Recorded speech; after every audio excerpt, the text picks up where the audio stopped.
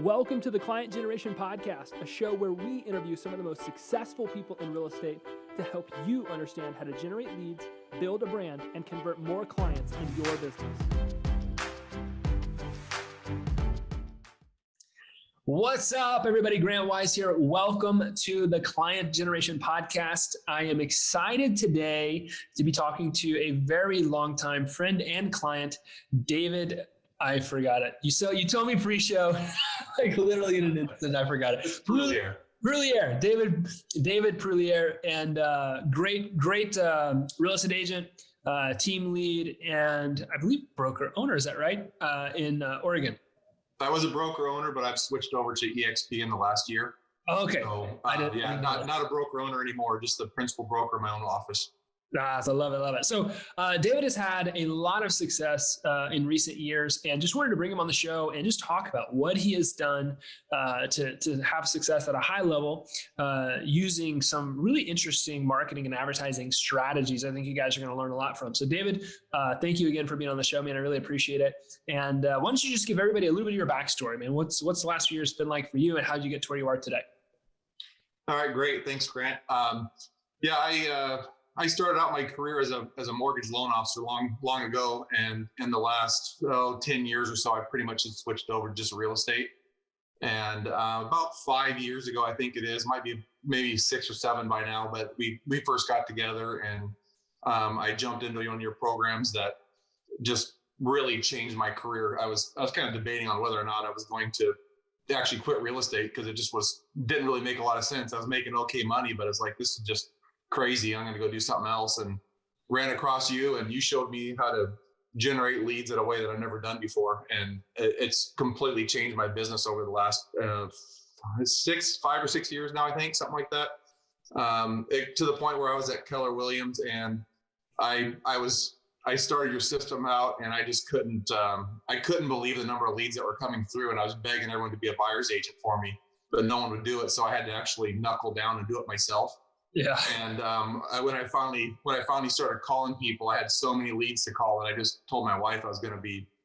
I said I can't be in on. I'm gone on Saturdays for a while to get caught up. Yeah. And I just started making phone calls, and the result of it was about 3 months after I started making those calls, I closed 9 deals for the first time in my life. Never closed that many deals in 1 month.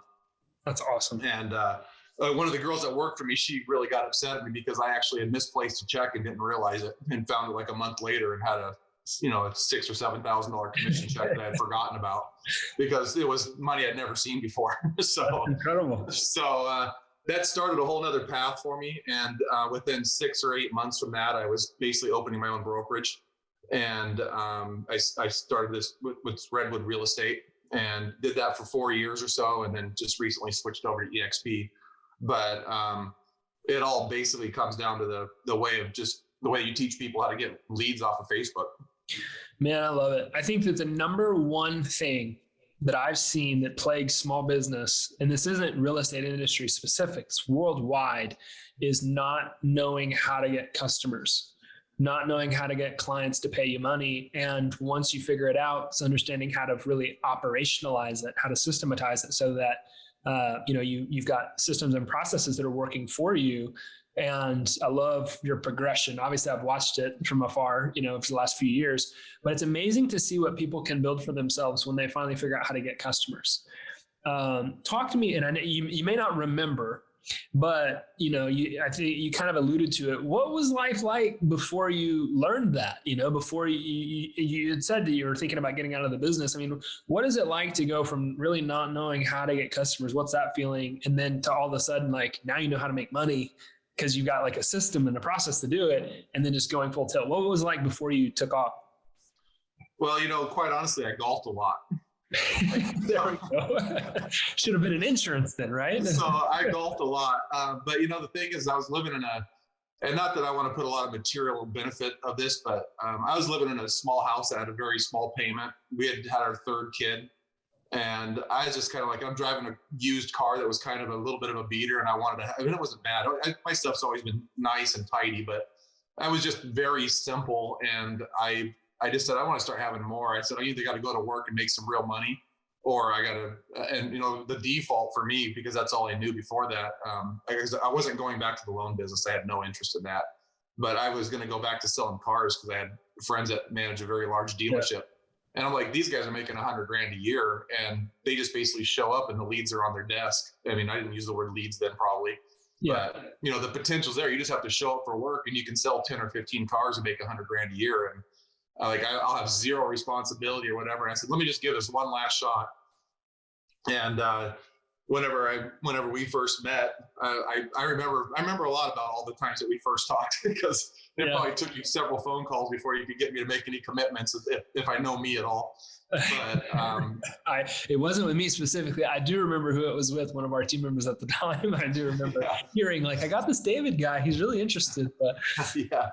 And so I think that one of the things that I kind of laugh at now is that I think the first person you ever interviewed after I did your product, and you said everything was right. And you probably have that recorded somewhere. You're like, well, let's go through and see what you're doing. You're like, oh, you did that right. Oh, you did that right. And the point I'm getting at is not that I'm so fantastic, but your system was so easy to do that I just followed step 1, step 2, step 3. And at the end of the day, the leads were coming. Yeah. And it was just like, well, why isn't everybody doing this? I don't understand this. And so I literally was going around the office when I was at Keller Williams trying to recruit the people that were standing around doing nothing to make phone calls, and they just couldn't figure it out. They had no heart for it or whatever. And so when I knuckled down and started doing it, it was crazy. I mean, there's days that phone calls are no fun, and there's days that phone calls are a lot more fun for anyone that's ever done it. But I think the part that I really liked about it, and it fit my style more than anything else, was the fact that I didn't have to cold call necessarily. Yeah. And I need that person. I think you might have used these words. They raise their hand up and they go, hey, I want help.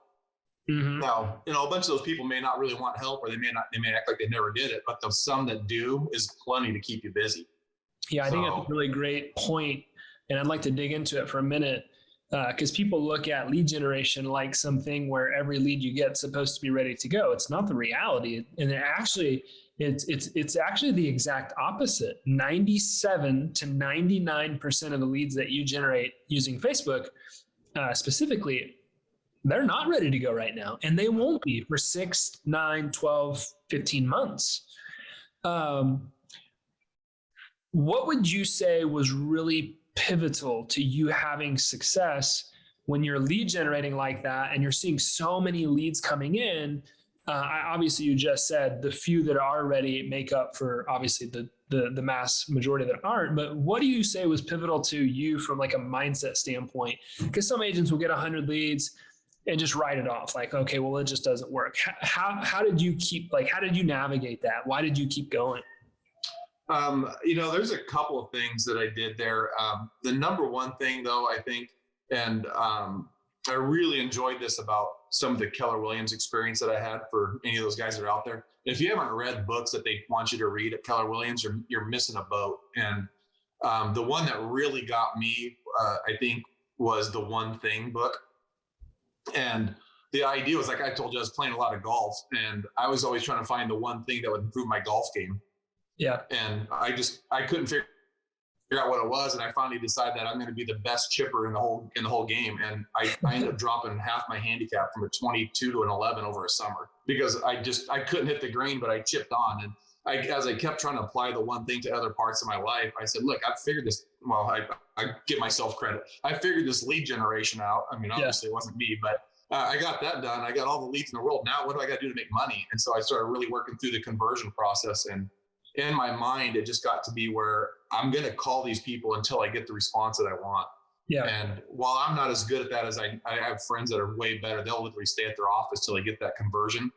And I'll get, kind of crapped out, if you'll call it, that's what we call it, the car lot, where, 7 people in a row saying, hey, F you, you're a jerk. Yeah. And then I want to quit for the day. But there's those days where I had 4 or 5, 6 people in a row that wanted to buy. And that was in June, when I closed all those deals in 1 month. It was one of those days where I got to call one more person because it can't miss right now. And then that started feeding itself. And so for me, I was still probably gambling a little bit with your knowledge that you were sharing.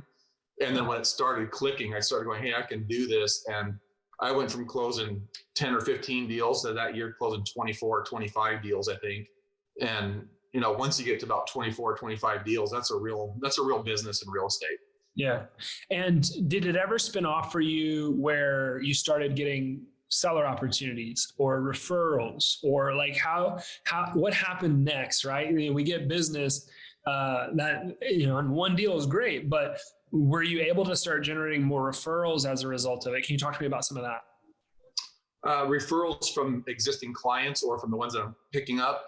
Yeah. I'd get a couple from there once in a while, but not a lot. But the thing that, and I'm a big advocate of this because I actually, when I jump into some of those groups online and people say, where's the best place to get seller leads? It's from your buyers. Yeah. And that's the number one resource. Now, I mean, maybe you have a circle of influence that's real powerful and you can get seller leads there. But if you're starting a business or you're moved to a new area or you're doing that, you just have to be a lead generation machine and let 97 of the 100 be bad, but take those 3 and grow your circle of influence until you have this powerhouse. I have 12,000 people in my database now. And, I only have 400 or 500 people in my circle of influence, but it's starting to feed itself now. And I can wake up in the morning and come to work and someone's like, hey, could you help me sell my house? I didn't even do anything. Yes. Seller, right? Seller leads are basically your buyer leads that have to sell to buy. And Zillow told me once upon a time that it was 25 or 27% of the people have to sell to be able to buy.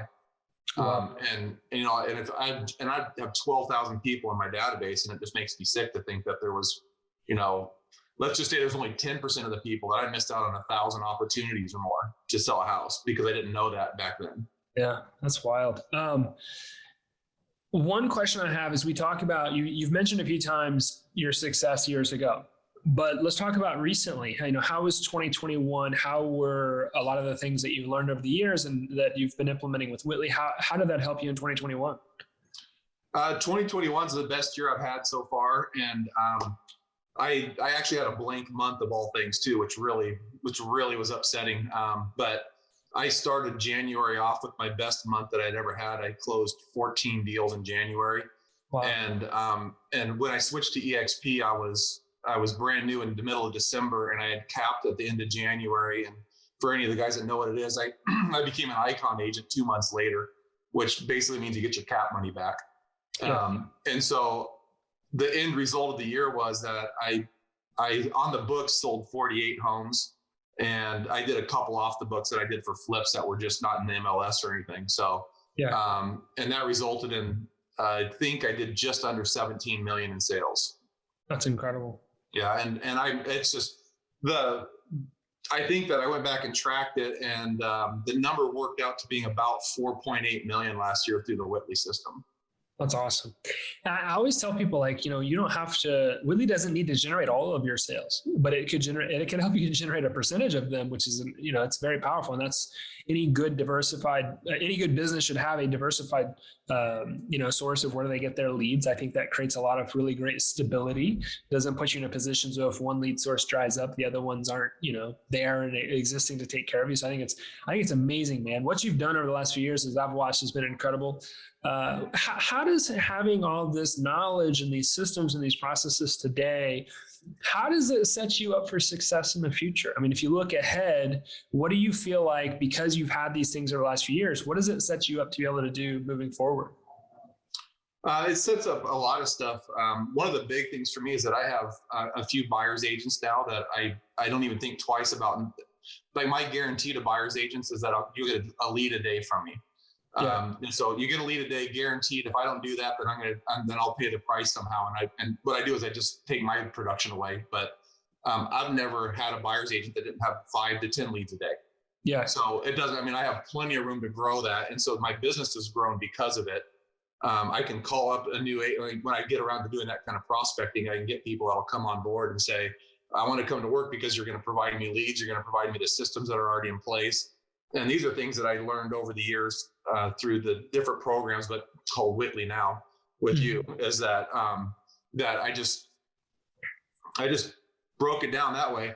And it's created a lot of opportunities for me as far as some other training and coaching that I'm trying to do to show people how to get past that and to understand that it's like I have a buyer's agent out of an area that's about 3 hours from me. I set up a little remote office, and she was struggling hard.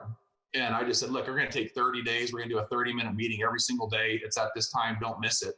And at the end of that, the transformation was unreal. But it's not that I mean, it's just stuff that I'd picked up over the years. And now she's fully autonomous, going out there and just doing her own thing and saying, and shoot, I don't know if I told you this, but she ran an ad just the other day through the Witly kind of software setup, and it just it blew it up. She got 85 leads in 2.5 days, I think is what it was. That's awesome. I mean, it was insane. And she didn't ask me one thing about the whole process. She just jumped in and did it.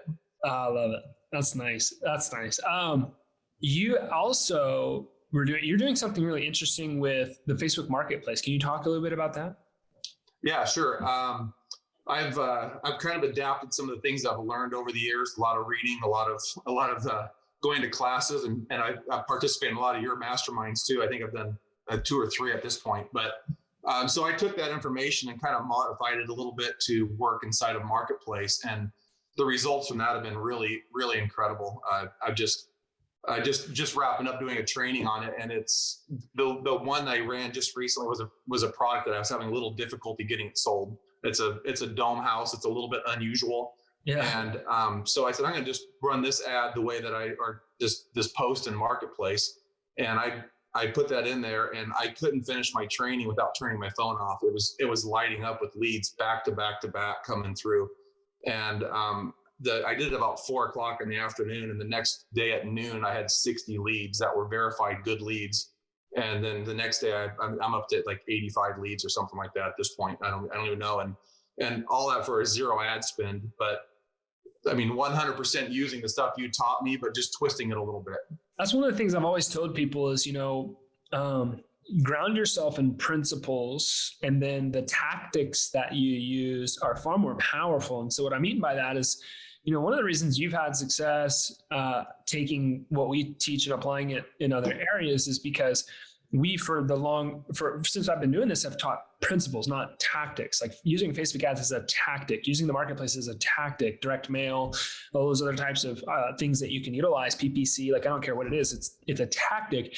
And if you don't ground yourself in the principles of marketing and advertising, which is understanding lead generation, understanding branding, understanding conversion, you'll never really have success that you can apply in a number of different areas. A lot of what I teach, somebody could use with billboard marketing, or they could use it in the TV ad or radio space, or, they could use in traditional forms of marketing and advertising. You're going to have a lot of success because it's marketing and advertising principles. And I think that's really important if you're listening to this to understand a lot of what we're teaching people nonstop is stuff that you can take and you can apply in other ways like David has and have success. Man, that's awesome. I love your story, man. I love, again, obviously we've worked together for a few years now. We've had some good times.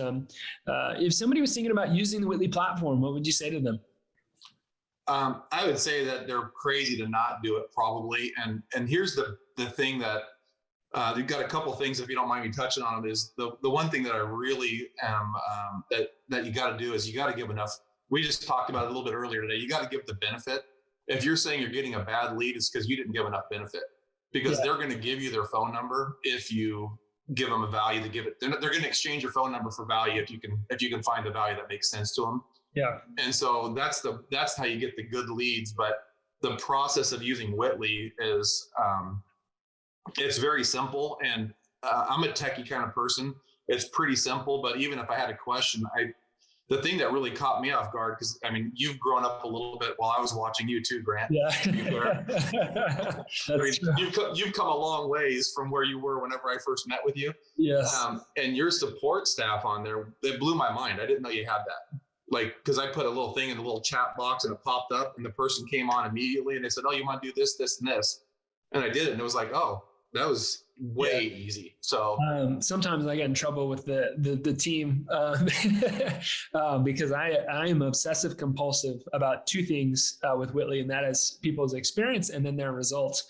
And for me, that means that our support has to be unbelievably fast. So we have KPIs in support. They have to report on it weekly, and their response time has to be within 5 minutes to 7 minutes. And obviously we fail on that sometimes. But most importantly, we want our solve time to be less than 20 or 30 minutes, meaning we're not just answering your questions quickly, we're solving your problems, because there's a difference. There is a really, really, really big difference But you are spot on. The team is amazing. They really care so much, and they do such an incredible job. It seems like everybody at the company is absolutely amazing, but none more so than all the people that make it so, which is guys like you and other clients that we've got. So, I really appreciate you. I appreciate you taking the time to talk about your success. And hopefully if you listen to this, you've taken away some value. I do apologize. We're in a little bit of a different office setting today. So if you've heard some background noise and you've been wondering what the heck's going on, there's not a lot I can do about that today, but appreciate you, David. I hope you have a good rest of your day, man. If somebody wanted to reach out and connect with you, learn more about what you're doing, maybe with the marketplace, or talk about Witly, what would be the best way for them to do that? They're welcome just to shoot me a text. I have no issue with that at all. I'll get back to everybody through a text the fastest. And my number is 541-218-5778. And just shoot me a text and just say marketplace on there or something like that. Kind of like it'll be me that calls you back, but I'll definitely talk to you about it. But yeah, it's super easy. I'll get back to people usually pretty quick if it's texting. So if you try to reach me through some of the other platforms, I'm terrible with the email, quite honestly. So yeah. Well, I'll make sure that we link that up in the show notes, guys. Thanks again, David. I appreciate you. Thank you all for continuing to listen to the Client Generation Podcast, and we'll see you on the next episode. Thank you for listening to this episode of the Client Generation Podcast. Please make sure that you rate and review this episode so that we can continue to bring you more incredible guests to help you grow your business. Thanks, and have an amazing day.